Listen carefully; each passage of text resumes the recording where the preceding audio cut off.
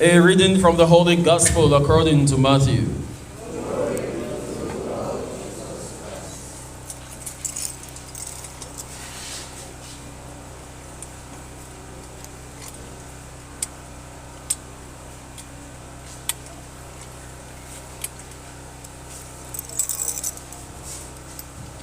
At that time, Jesus told his disciples this parable. The kingdom of heaven shall be compared to 10 maidens who took their lamps and went to meet the bridegroom. 5 of them were foolish, and 5 were wise. For when the foolish took their lamps, they took no oil with them. But the wise took flasks of oil with their lamps. As the bridegroom was delayed, they all slumbered and slept. But at midnight there was a cry, "Behold, the bridegroom! Come out to meet him." Then all those maidens rose and trimmed their lamps. And the foolish said to the wise, "Give us some of your oil, for our lamps are going out." But the wise replied, "Perhaps there will not be enough for us and for you. Go rather to the dealers and buy for yourselves." And while they went to buy, the bridegroom came, and those who were ready went in with him to the marriage feast, and the door was shut. Afterwards the other maidens came also, saying, "Lord, open to us." But he replied, "Truly I say to you, I do not know you. Watch therefore, for you know neither the day nor the hour." The Gospel of the Lord. Praise to you, Lord Jesus Christ.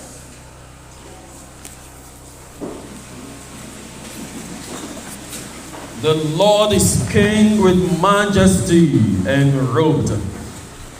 The Lord has opened to us the secrets of the kingdom.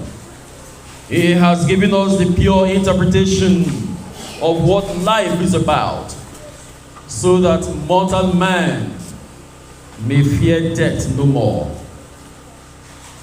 The first reading of today says, "Wisdom is radiant."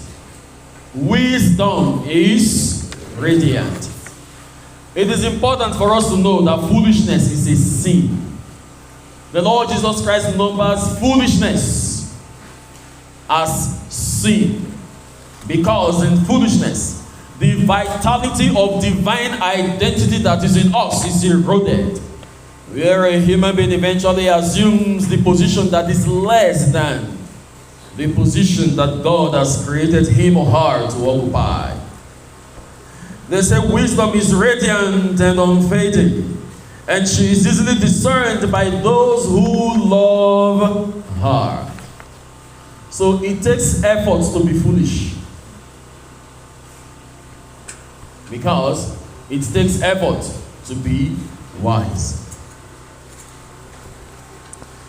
For that reason, anyone who desires knowledge, it has never been known or heard in history that they were denied of knowledge. For somebody who simply probably do not have the intellectual capacity to do what others do, but simply has the love for wisdom, such persons align with wise people. They seek counsels from wise people. So you'd imagine this. When somebody who probably is naturally foolish obeys the statements and the instructions of a wise man, will such a person be known as foolish person? Never. Because the person carries out the instruction and obeys the counsel of a wise person, that person who seems to be foolish or lacks the intellectual capacity to be wise will never be found to be foolish. So that in either way, if I have the gift of wisdom, I am meant to express wisdom.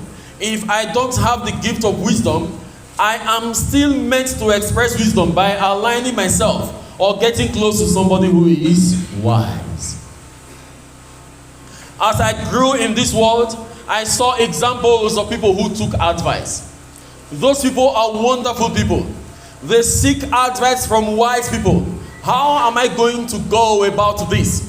How will I go about that? And this is exactly one huge problem we have that almost has become like a generational disease. where parents don't listen to their children. Your mothers are big girls. When I say big girls, I look at you, the youth, from head to toe. You think you were as girlish as your mother when she was like you? Every single age that you are now, your mother has lived that age. So how foolish is it for a girl not to listen to the warnings of the mother? When the mother tells you that this boy does not love you, you think she's speaking from the Bible or she's speaking from one textbook? Your mother was a girl too. She's had her heart broken. She has seen men, and she has decided on her course of life. She has already made her mistake, and at old age, she doesn't want her daughter to make the same mistake. We are not all perfect. But how would a girl who does not have one single experience delve into a world of complexity, of deception, without first listening to the advice of the mother and picking those things that would enable her to enter into the world of complexity without falling into traps? I cannot count the number of girls today that are being used for sacrifice by the Yahoo boys here and there.